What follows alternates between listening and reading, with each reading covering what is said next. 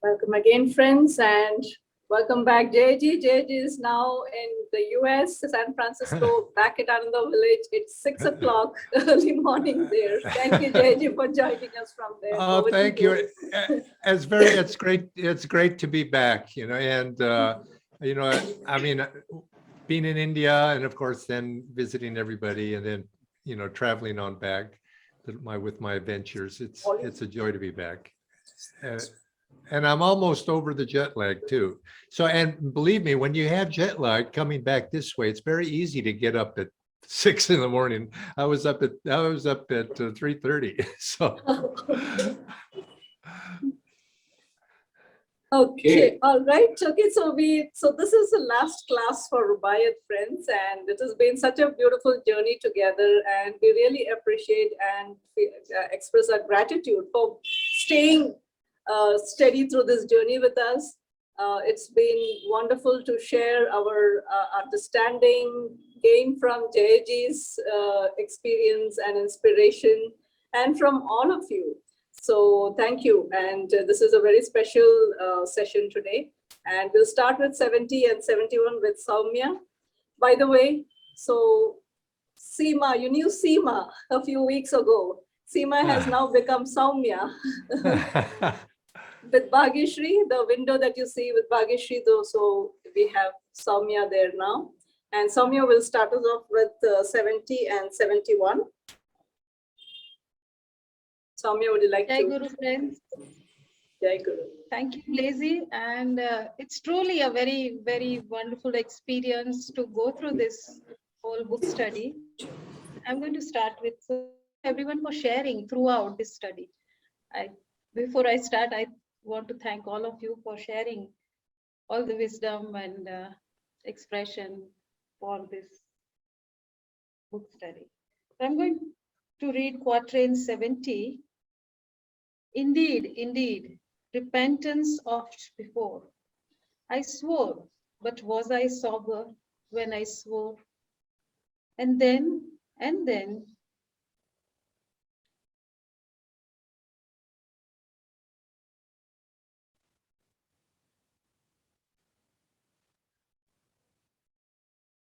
You are muted, I think. Bhagyashree. I think she froze. Frozen. Give us some time. No, you are not audible. Yeah, I think their internet probably has. Okay. Please. Perhaps Maybe you want to we'll log out and Jagdish, then come in again. Jagdish, you want to read from there? Or Joseph, one of you want to read from there? The verse 70? sorry, that was. She's back. Okay. Back.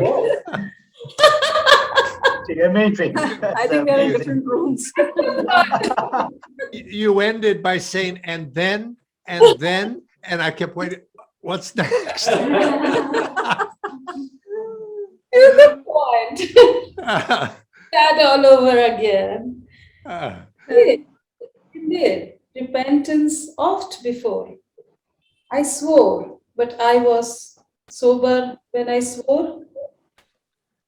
And then came spring and rolling my threadbare penitence, a PC store. Paraphrase. Truly, what a psychological riddle.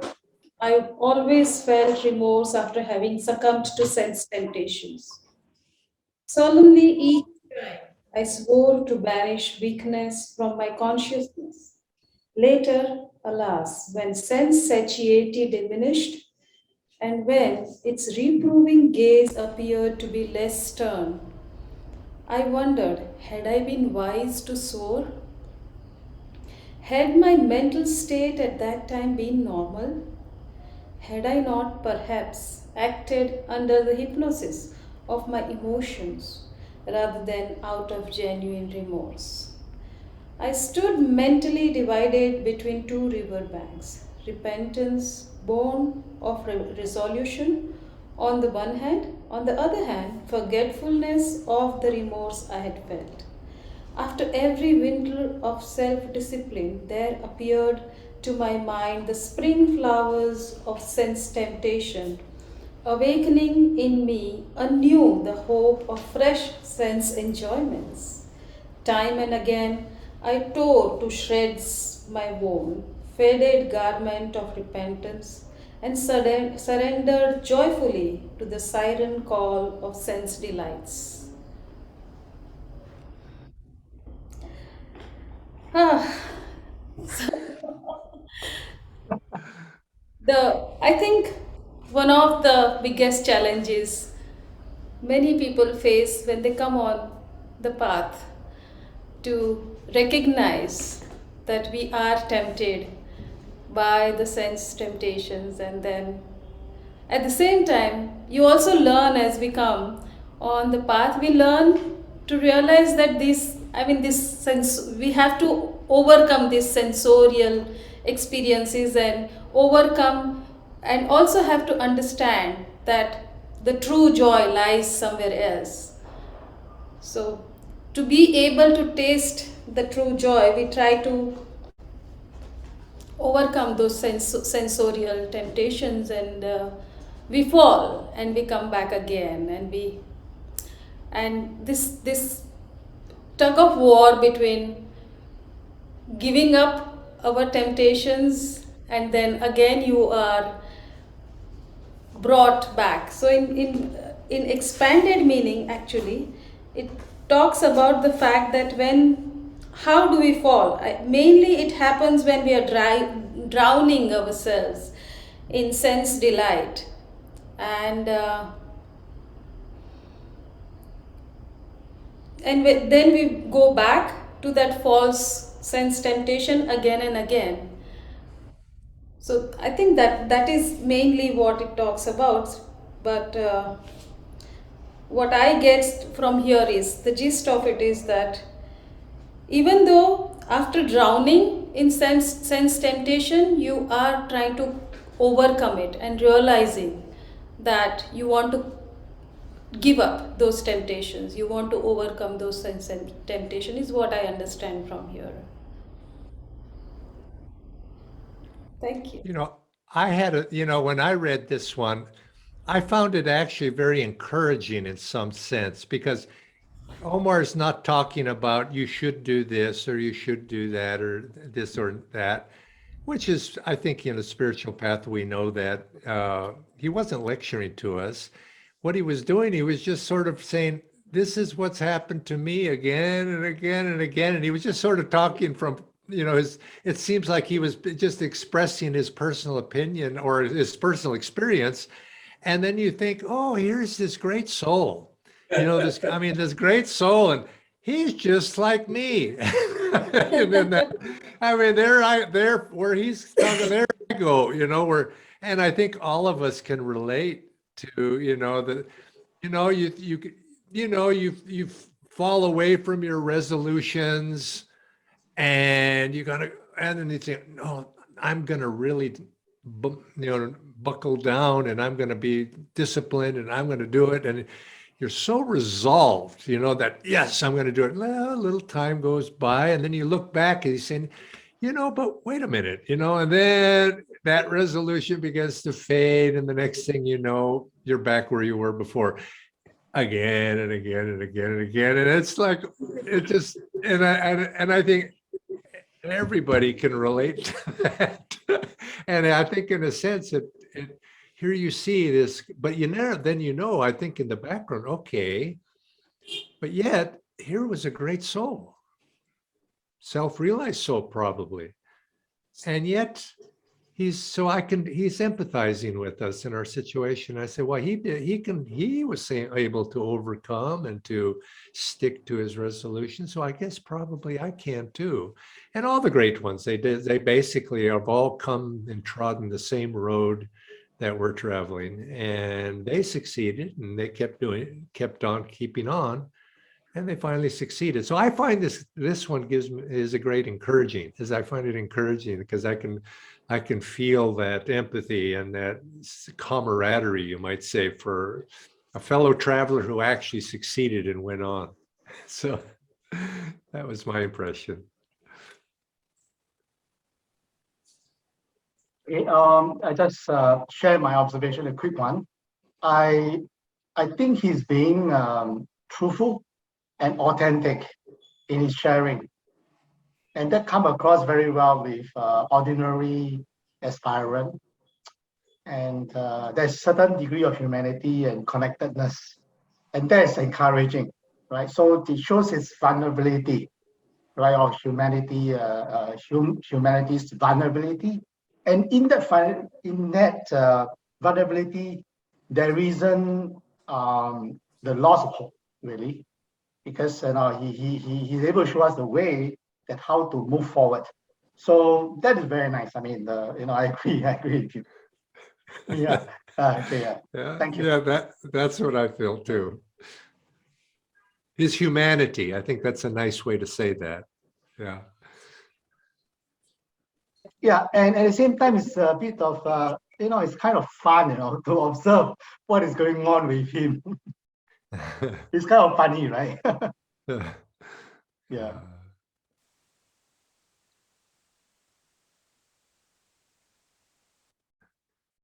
So Sonia, you have anything further on that?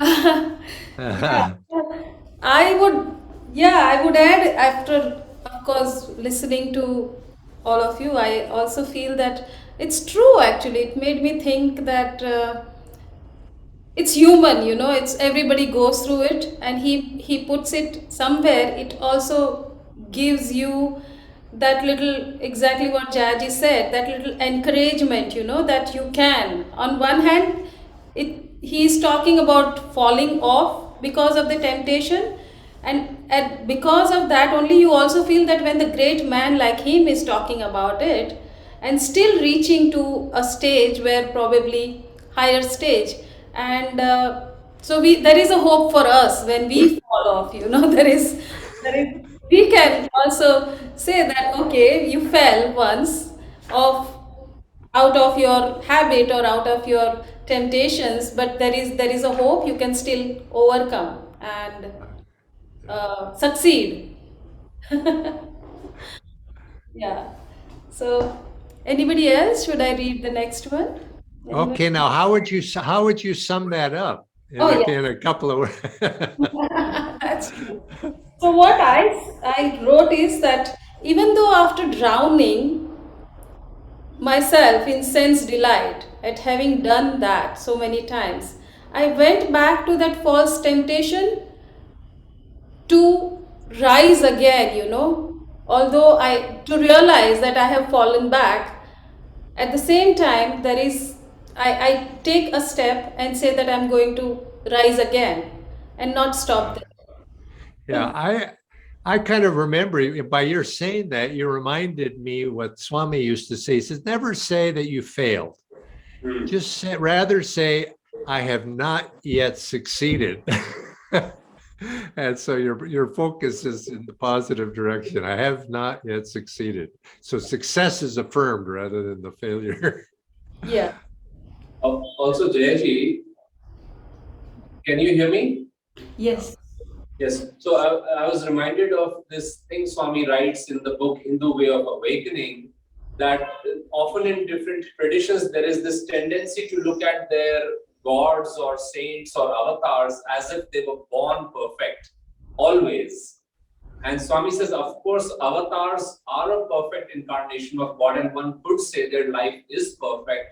However, like Master said, that even Jesus, Krishna, Buddha, whenever they were walking the path like you and me, they too stumbled and had to go through these tests, which is what gave them the empathy to come back and help others.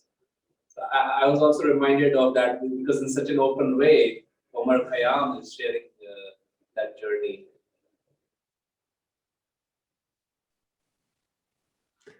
Okay, Sonia, do you have the next one also? Yes, please. Yeah, thank you. So the next one is 71, quatrain 71. And as much as wine has played the infidel and robbed me of my robe of honor well, I often wonder what the vintners buy, one half so precious as the goods they sell. The paraphrase: by quaffing regularly the divine wine of soul inspiration, I have discredited the pleasures of the senses. My development in spiritual consciousness has cost me the respect of erstwhile sense addicted, pleasure addled friends. Devotees, sometimes strange to tell, after garnering inspiration from the winepress of their hearts in meditation, sell their inner joy for the spurious coins of sense delights. Foolishly clutching these counterfeits in their hands, they scour the marketplace with its gaudy but worthless merchandise. Nothing they discover in time is comparable to the precious joy they once experienced in their souls.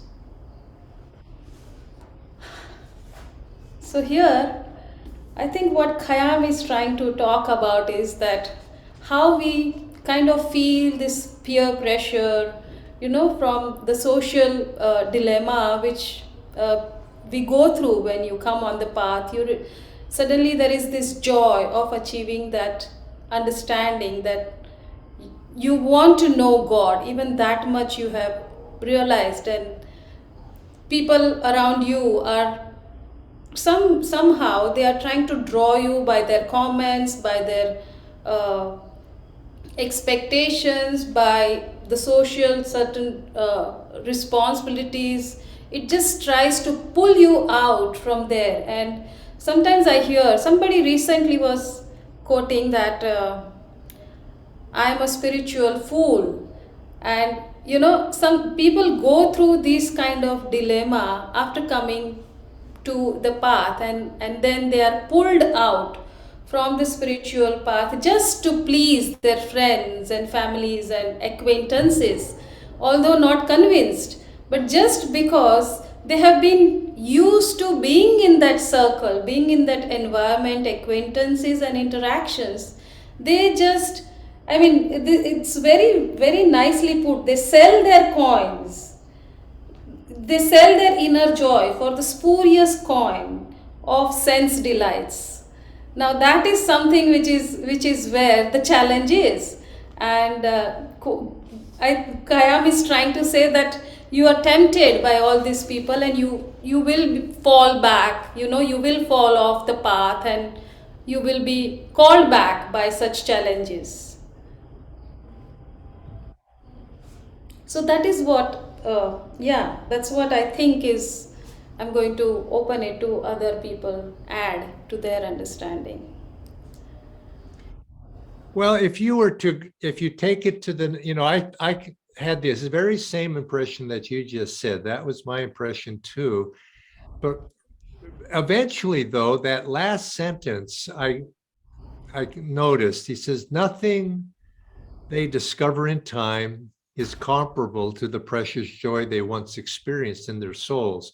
So we get tempted over and over again. But again, there's a little bit of hope here, because he says they discover in time. So consequently, that's saying that in time, we're going to discover that. But then, of course, the other side of my mind says, how much time is this going to take? Why does it take so long? And you'd think you'd learn. You put your hand in the fire and, oh, that burns. And a little time goes by and he says, well, did that really burn? Oh, yes, it burns. you keep doing it again and again, and you say, I thought I learned that lesson.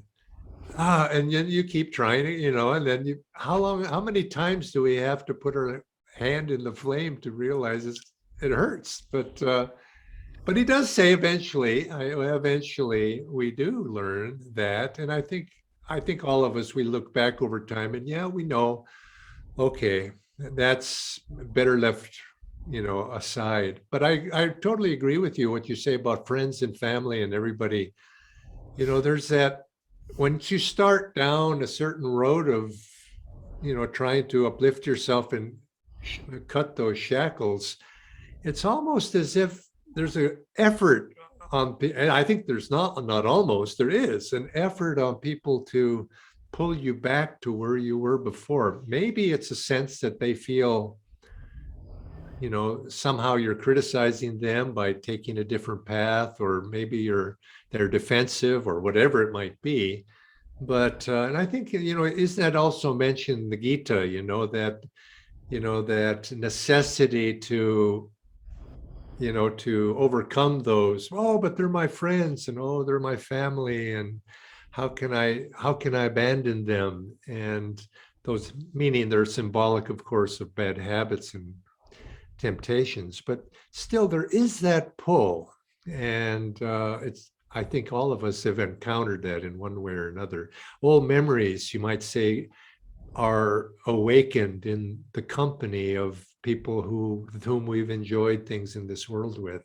And some of it's just innocent, but on the other hand, one thought begins leading to another, and you find yourself immersed back in that old consciousness again if you're not careful. So anyway, but nevertheless, I like to think sooner or later, you know, eventually, why not now is maybe the question that I have. When? Thank you. Jaiji, to your point, why not now? And that question, how long does it take, right? I was hoping that perhaps we can talk a little bit about Master saying that to me, it's always been a bit unsettling. Environment is stronger than willpower. Given that our lineage, starting with Lahiri Mahashaya, it almost seems as if this whole path, at least this way of it, is about going out there in the world, right? It's about not hiding away from the world. You can be spiritual and fulfill your callings in the world. It would seem that that statement is a bit of a contradiction, right? I mean, if it is about being out there in the world and finding your salvation, or the possibility of finding your salvation out there in the world while keeping God in your heart, then I wonder why Master would say that. I mean, and I suppose I get it on one level, that it's like, you know, that you should keep satsang with people that are of the same spiritual, that are of the same spiritual, or with the same spiritual thirst. But, you know, is it faster than if we were to withdraw from the world? What do you think? I think we each have to choose our battles wisely. In other words, we're taught that we want to be, you know, we have to be in the world, not of the world. And we have to engage, because there's no such thing as really withdrawing completely from the world, because those temptations are going to find you. And, you know, you can't escape them. They're going to find you. And so, but you're right, we do have to choose our environments wisely. And I think that's the mark of a devotee. One of the first marks of a devotee's progress is to realize that we are influenced. And, you know, that sometimes people think, oh, I'm above it, you know, and no, we are influenced. And then you start thinking, okay, if I am influenced, and I do have free will to some degree, that I need to then choose my influences wisely. So just like a wise general, you don't run off foolishly and attack when you're overwhelmed by enemy forces. You have to be clever and you have to choose them. And so then you get into think, okay, what should I choose? And because I know folks that have try the withdrawing path completely in an outward sense, you know, in an environmental sense.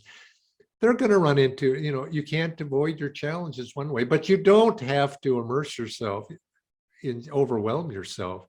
Choose wisely what you do. And you have to be cognizant of your strengths and put yourself in those situations where you're likely to win the battle rather than lose it. And that's, I think, one of the first steps to choose wisely. And that what I would recommend.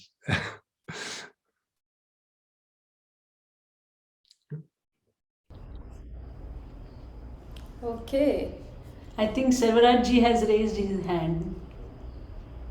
Selvarajji wants to say something. Yeah, namaskar. Jayaji, namaskar.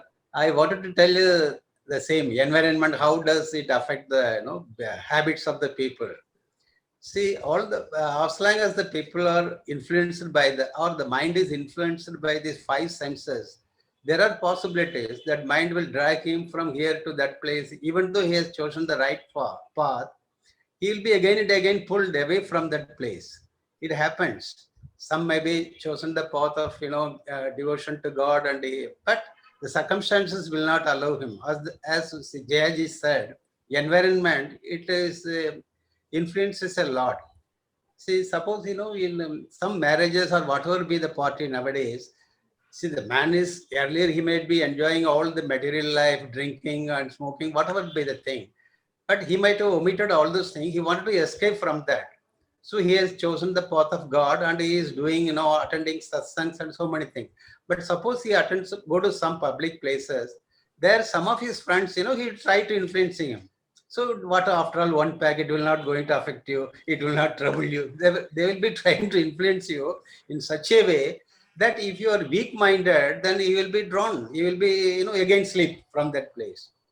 So even the God, wanted all of us to come to him. So he has that, he is forgiving everybody. But these things we have to overcome. Whenever this kind of temptations comes, we should overcome that so that God accepts. Even Jesus says, this, Jesus, Father, forgive them. They do not know what they are doing. Just like that, God is always wanting us to come to him. But there are so many influences outside which affects our progress in our path.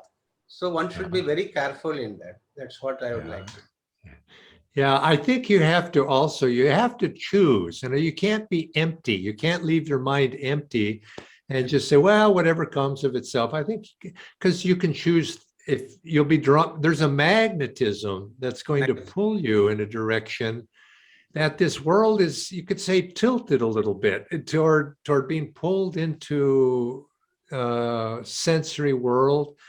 And if you stay neutral, you're going to slightly roll in that direction. So you do have to use your will to, it's like, this is why the spiritual path is always described as an ascent, like climbing the mountain, which takes, you can't roll, whereas you roll down the hill without much effort, but it does take effort to move up the hill. So you'd have to, and so then if you think, okay, if I'm going to be pulled, why not fill my consciousness, my mind with positive things? And that kind of eliminates some of the temptations to be pulled in negative directions. So you have to keep a positive attitude toward an upward movement of our consciousness. And because it doesn't just come of itself, although grace does come, and actually we are blessed by, sometimes it just pulls us in that direction. But there's many times when, it's just, when it's blank, it just will tend to go in old directions, old habits, old tendencies begin to arise. So you fill it with positive things and don't give a chance for those, those other things to get in there. Easier said than done.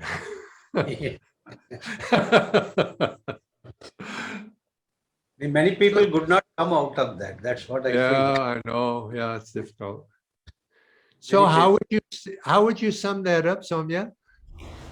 I think one simple way to sum it up is just be steadfast, persevere, and banat ban jaye. So don't give up when you fall into it. Don't just punish yourself. Don't feel, don't doubt your inspiration, whatever you have achieved, just by one or two here and there going away, straying away. Keep coming back is what I would say. Yeah, that's it. Thank you. Okay, thank you, thank you, Soumya. Bhagyashree, next. Yeah. So I will read quatrain 72. Alas, that spring should vanish with the rose, that youth's sweet-scented manuscript should close. The nightingale that in branches sang, ah, whence and whither flown again, who knows? Paraphrase. To one who is enmeshed in outward consciousness, it seems pathetic that young devotee should give up his freshly blooming worldly talents and fragrant sense enjoyments. Why? One asks. Would someone in the very flower of youth renounce the roseate dreams and ambitions, written so charmingly on the living pages of his brain, to voyage beyond the horizon towards uncharted shores? The true devotee, however, sees those dreams and ambitions as nothing but demon dance of temptations, performed daily in the temple garden of the mind. He who resolutely turns away from that noisy pantomime finds another, more inspiring entertainment awaiting him. The cosmic nightingale emerges from the darkness of the unknown, perches on the branches of his inner perceptions, and sings for his enjoyment songs of eternal wisdom. The devotee knows that the wisdom which fills with liquid song the trillions of his consciousness has flown down from vast, unclouded skies of his omniscience. He knows, too, that wisdom perceptions of his soul will expand in time to embrace omnipresence. He knows because he knows. Here, here it is said that, like we were just discussing about the environment, and environment becomes the stronger. So here, first 2-3 lines tell us that why it goes against, because people are people who are so enmeshed or like engulfed in their day-to-day activities, and they are ignorant. They have all questions that why one should give up all these attachments, all our talents. What is the need for this? And in the next paragraph, we get the answer that why we should do it. The true, what is the true devotee? Rather, it is beautifully mentioned that what true devotee understands. So as he grows in his meditation, in his God contact, his perceptions changes, and his overall view changes. And here, I would like to read one line. Here, it is said that youth sweet-scented manuscript should close. Means like whatever it is stored in our subconsciousness, it is wiped off. Means our manuscript or whatever is written so beautifully on our mind, in our brain, it will be wiped off as we dive deep into our meditations. And true devotee understands, and slowly, step by step, he reaches that level of understanding, and he goes more closer to his soul nature. This is what it is said. And in expanded meaning, it is also giving some character traits, like what true devotee should have. He should be courageous, because he is going to get a lot of challenges, and he should be ready to face those, and he should be ready to give his last coin.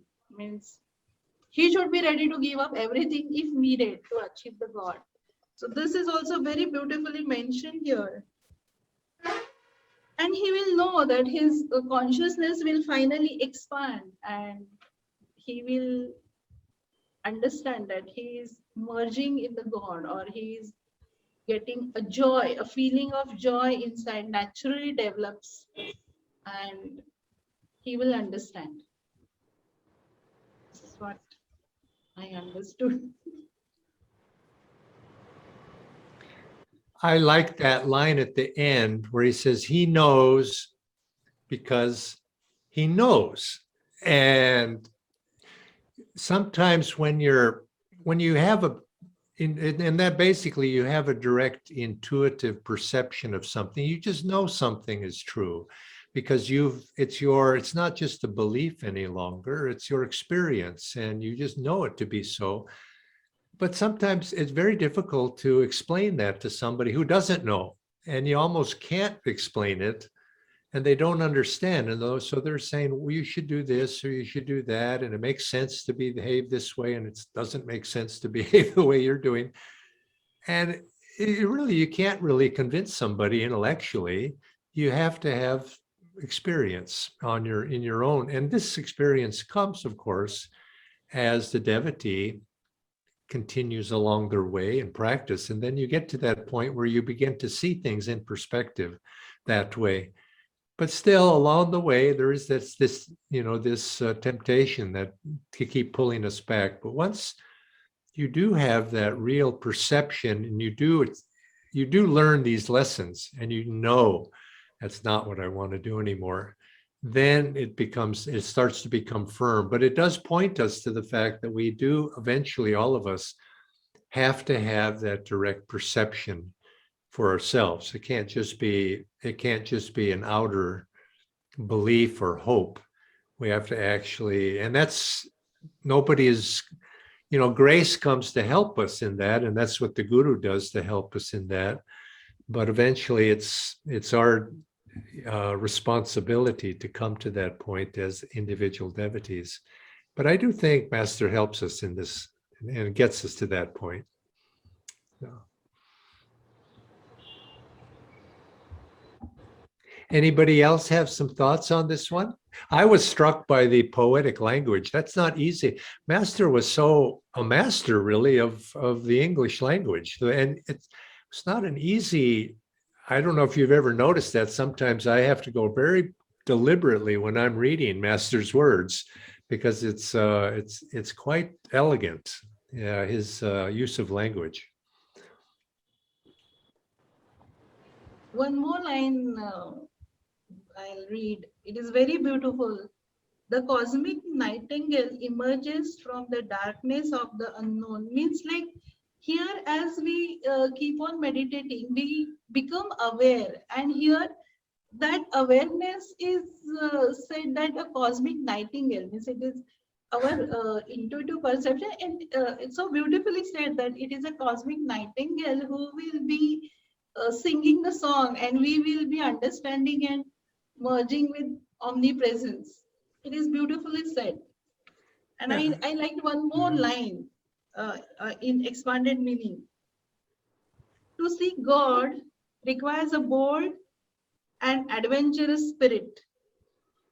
Normally, it is taken as a passive form, like he is leaving everything, and it is considered passive, but it is not that way. We have to be bold and adventurous, rather more than normal.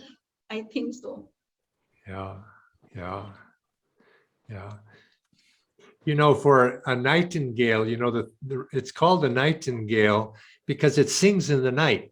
And I think it's a nice image that I think you brought that out. I didn't think of it at first, but a nightingale.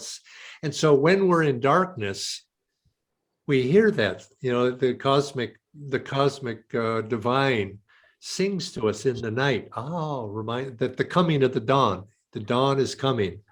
And that's a nice image, a very nice image.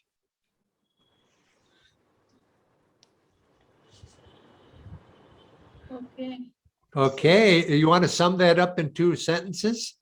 I will like to sum up it only in one sentence. Okay, one is good too. And it is ready-made available here, so I'm going to use that only. He knows because he knows. That is what I feel. When a true devotee will go into that, he will know that he is there. Mhm. Yes, direct experience. Yeah. Now, who has So- number, do you have number 73 also? Yes. Okay. This is very interesting and very nice. Ah, love. Could thou and I, with fate conspire to grasp this to grasp this sorry scheme of things entire? Would not we shatter it to bits and then remold it nearer to heart's desire? Ah, my divine beloved, could thou and I, working together with cosmic law, conspire to banish spiritual lawlessness and ignorance from the earth? Could we but grasp the reins of humanity that run away team of fractious horses, might it not be possible to spare human beings the pain and suffering that endure? Might we not then remold their lives to correspond to the innate idealism of their hearts? So here, Omar Khayyam is trying to say, or he is rather conversing with Divine Mother, that can't we just banish all this confusion and all these complexities in from the minds of all the souls, and can't we take them to their final destination? This is what he is asking to the Divine Mother. And in the expanded meaning, it is also said, I will just read one line there. Spiritually sensitive person grieves over the sorrows of others. His natural wish is that he could reshape earthly circumstances to bring greater happiness to all mankind. So as a person grows spiritually, he has his natural tendency become to help others, and he from heart he feels that all these problems or the sufferings of the people should end, like we bless or we pray for others, so that feeling comes naturally. And similarly here Omar Khayyam is saying that can't we do it together, and can't we just, he's not exactly saying bypass the law, but conspire means like coming together and work something out so that this thing will become easy for all the souls to get to their final journey. So this is Yeah. what I understood here. And after that, in expanded meaning, whatever the thing is written is like how to do good. This is very nice, because I am going to read few lines directly out of it, because I read this and this gave me a lot of clarity that how beautiful it is explained, and how we should do good also. Means there are also certain specific things or specific way to do good. It is just not that I feel and I did and it becomes good. So here one thing I want to read. The good that we do must also be offered with love and respect for the free will of others. Our respect for them should be above all for divine within them. And then I thought how many times we think that like we have to allow others to express their free will, and that free will is like divine uh, expression from that soul, and we very easily miss out that point in our this day to day this thing, like, and doing good in this way, like letting others also express their free will, or they also are having certain will. It is not we rarely, or as a mother, like I understood, like mother and child, if we say the way we deal with the child, we mothers normally never expect that child also is having certain free will and should be expressed. This is a very beautiful line I got from this. There are many others, but I will open to all others to speak on this. I think here what you see what you read is this. He's saying there's a natural impulse, is that you begin to see a greater potential within ourselves, and you begin to understand that there's something better in this world than just the normal worldly activities. And as you experience that, and that's like you said, Bhagyashree, it's a natural impulse for the heart to reach out and expand, to include others. And I think this is, you see in different traditions this sense of the emphasis on compassion. Just have that. It's a natural thing that arises, but on the other hand, if we can stimulate compassion in ourselves, that helps us understand. So it works both ways. It comes naturally, but if we work with compassion, it can also help us expand our sense of understanding and love for everybody. So he's saying it's very natural, and but then he goes on, he's sort of implying here, he's asking the question, couldn't we just conspire here to just bypass all of this? In other words, if you took that to its logical conclusion, you might say, can't we just bypass this entire creation and this process of everybody having to struggle and just enjoy directly? And I think he doesn't answer that question here in this quatrain, but I think the answer probably is going to be no, we can't bypass it. We have to navigate it, you could say, and all of us. But it's a good thing to have that sense of compassion for other people. It's helpful to other people, but certainly for our own selves, to have that, to notice that compassion, to feel that compassion. But then, of course, here's in this expanded meaning where Swami's writing, he's saying we have to then apply that wisely to how can we really help one another? How can we express that compassion in a positive way for everybody? So I think it's Omar here in the quatrain is raising a very natural question that I think comes to everybody. And couldn't we just, bypass this whole thing and in some way make everybody get to the journey's end and more quickly? There is another part in the expanded meaning, the divine drama. And normally everybody has this question that why God is doing so, why he has created world first, and why there are so many complexities. So in this expanded meaning in divine drama, it is explained that why God has created and why he has done it so complex. And simply I will put it that he wants to make movie more interesting.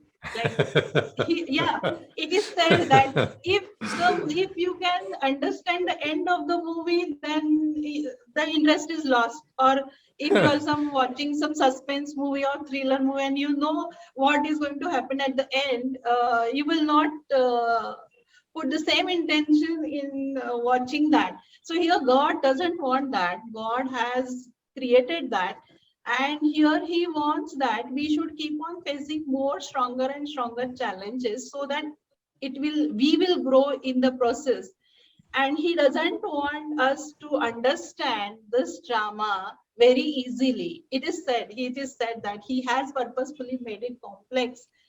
And after taking a lot of efforts, when you will reach to that final destination, you will enjoy that climax more. It is like, it is purposefully God has done so many complexities. Here in this thing it is written.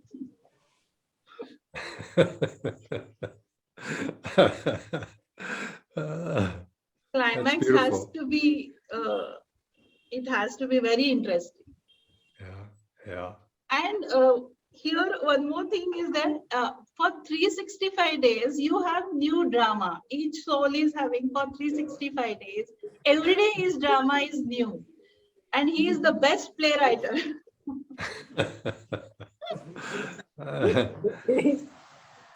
That's a Very fun way fun. to, very Yes. fun. Want to sum it up, Bhageshri? Summing up. Oh, it's summing up is very difficult.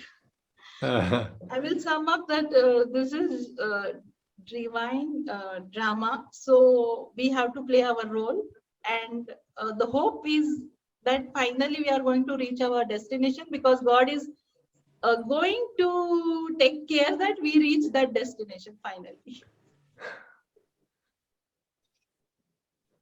Right, thank you. Beautiful. Thank you, Bhageshri. Pradnya, the last two.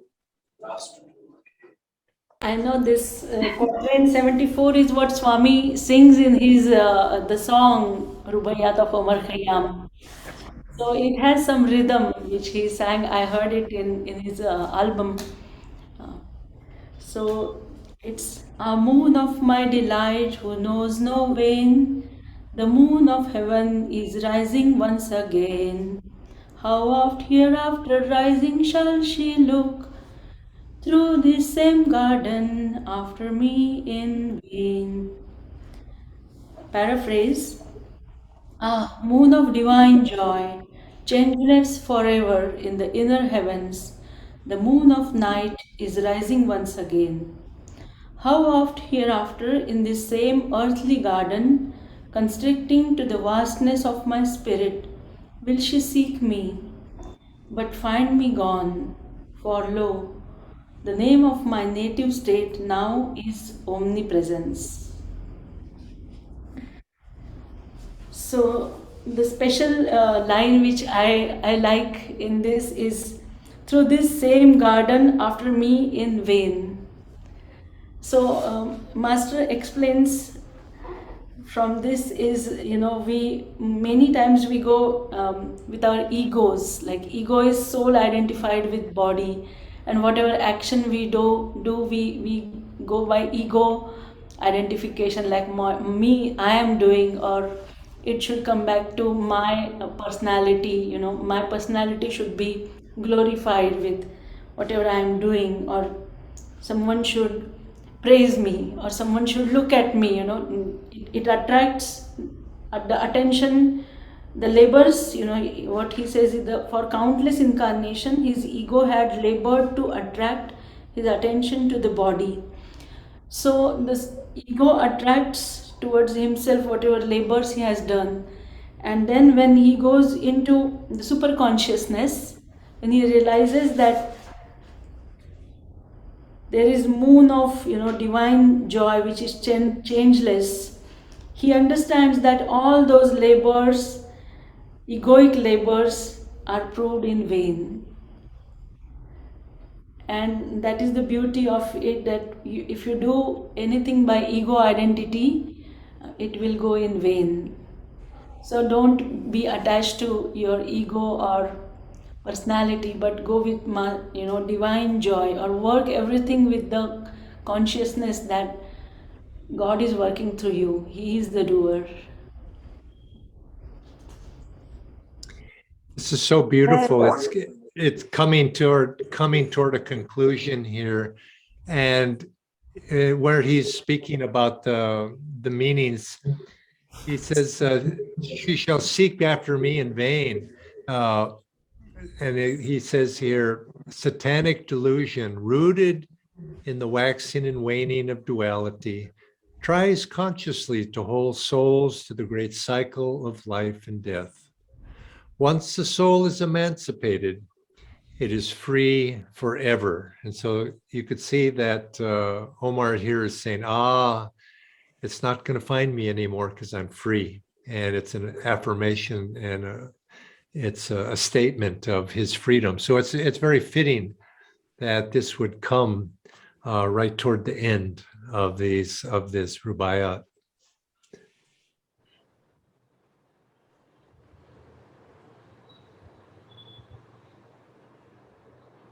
So Shall I go to the next quatrain? Yeah, if there's no, it's that one was, I think that one was very much to the point. I thought that was a good one. So let's conclude, take it to the last one and let's see where we Quatrain are. 75. And when thyself with shining foot shall pass among the guest stars scattered on the grass, and in thy joyous errand reach the spot where I made one, turn down an empty glass. Paraphrase. O devotee, the time will come when you too will lose your earthliness to become the infinite light. Your soul will then soar through luminous astral regions, beholding the material worlds with their myriads of temporary guests. You will shower blessings on them all and seek lovingly to awaken them through the silent whispers of their conscience. When your soul's limited joy becomes transformed into the limitless bliss of spirit, its liberating chant will resound through countless responsive, truth seeking hearts. Ultimately, you will attain the vastness of omnipresence, where I myself, Omar, achieved oneness with the infinite. You too, when you merge into pure spirit, will turn down your glass of separate existence, emptied of ego consciousness. Lo, your ego then will have vanished in the infinite. This is really beautiful quatrain which explains the state of a soul when he reaches to the spirit, the God consciousness. And it is so joyful, it is so vast, so open that his ego identity is merged into that. He doesn't have that ego anymore and he's full of joy. And he want to share that. Want to share that. So it's nature of joy to share and bless everyone. So that's what Master explains in this, that there is hope that, oh devotee, go into that, walk the path of the saints who have gone before you, who are there, and try every day to go into that direction, because it's like it's beyond the pleasures, it's more joyful. One cannot explain but just the experience what it is. So Master says to every day to work for that joy which is there. I find that last line very inspiring. Turn down the empty glass. And it's just such a perfect image. Just, he's in because this whole story has been in this tavern, and he's been in the tavern, and of course it comes by and says, "Would you like me to refill your glass?" And when it comes time when you've had enough, it's just, isn't it so? Even in life, when somebody comes and they ask, "Oh, would you like me to put some more, whatever it is you're having in your glass?" You say, "No, I'm done." And you turn the glass over and you put it down on the table upside down. And you've emptied the glass out completely. And in this case, you've emptied that glass of duality, of ego consciousness, of separateness. I'm done. And you just put the glass down and you're free. And that's what we're all aiming toward. I thought that's such a beautiful closing image. I'm at the tavern, I'm done. And I'm off into the freedom, into the night of freedom. Any other comments here? Closing comments?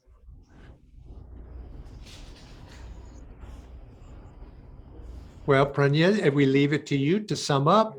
There is hope, the first sentence is, there is hope, and diligently let us walk in the footsteps of the saints.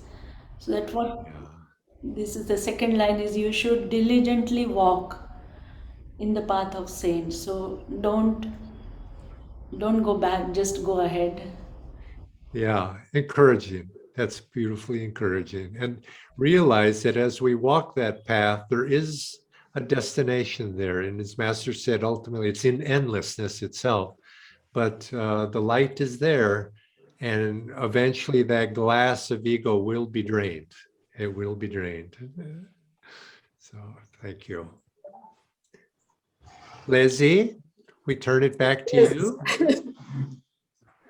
Yes, JG. I was just feeling, your soul is touched, your heart is touched through this entire scripture. I mean, he's taken us through that gamut of, all those different milestones, those nuances on this journey in such a beautiful, poetic way that your soul cannot but be inspired to, continue that journey, to take the inspiration from the scripture and take hope, Pradnya, as you mentioned, in Omar's freedom, in the freedom of the great masters. And the wonderful thing is we have tools and techniques. Master has brought us, the poem gives us this grand, picture. But how do we do it? I think that's where our path really equips us, guiding us how to do it. So very grateful for this blessed life. Often when I see people, when I look at my own past, I'm simply grateful that one has awakened to that awareness that God is the goal. I think just simply that awareness is a great, great gift. So let's rejoice in that gift and let's keep our journey moving forward. Let's keep our perseverance, our steadfastness by the Master's grace going, and the satsang. So we'll come back, we'll continue to do more studies, book studies. We have some beautiful scriptures. Every book, Swamiji said, he has revealed the consciousness of the Master through each of his books. And it is Master God talking to us through each of these books. So we have a lot of wealth to discover and study. So we will continue to see you in the coming weeks, and we hope you will stay with us. Thank you, Jayaji. Our deep gratitude to Jayaji for just revealing the beauty of this scripture, and all of you for sharing, bringing your friendship, your divine friendship and understanding. Thank you so much. Have a Thank you, wonderful Blaise. weekend. Thank you, Yes, Jayaji. and I want to thank you, Leslie, for being the coordinator of this and putting the weekly schedule together for all of us. Joy to all of you.